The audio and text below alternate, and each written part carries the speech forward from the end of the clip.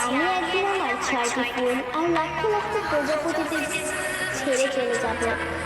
এমন একটা দিন আসবে যেদিন আর্মিদের মাঝে সকালে ঘুম থেকে উঠে আর্মিরা ফোন হাতে নিয়ে মনে পড়বে যে আজ বিটিএস এর লাস্ট কনসার্ট বা আজ তাদের ডিসব্যান্ড হওয়ার দিন।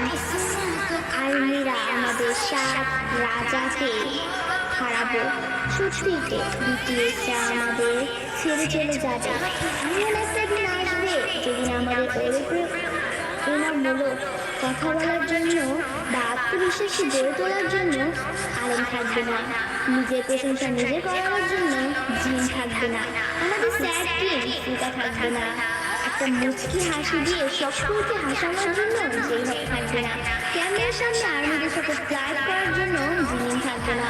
হয়তো এমন একটা দিন আসবে যেদিন আর্মিদের পাগলামো করে হাসানোর জন্য তৈরি থাকবে না।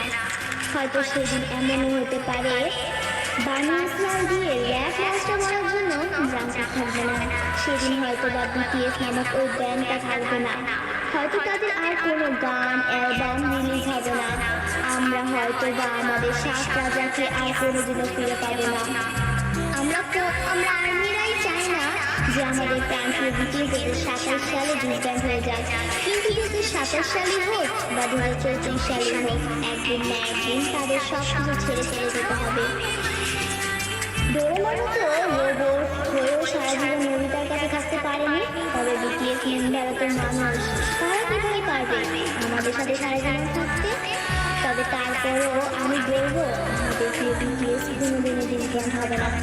তারা আমাদের হৃদয়ের মাঝে চিরকাল থাকবে। দিন শেষে একবার আমাদের রিয়েল আর্মিদের মনে পড়বে আমাদের 7 রাজার কথা, তাদের সেই পাগলামোর কথা, তাদের সেই অনুপ্রেরণামূলক কথাগুলো, এবং এটাই হচ্ছে রিয়েলিটি।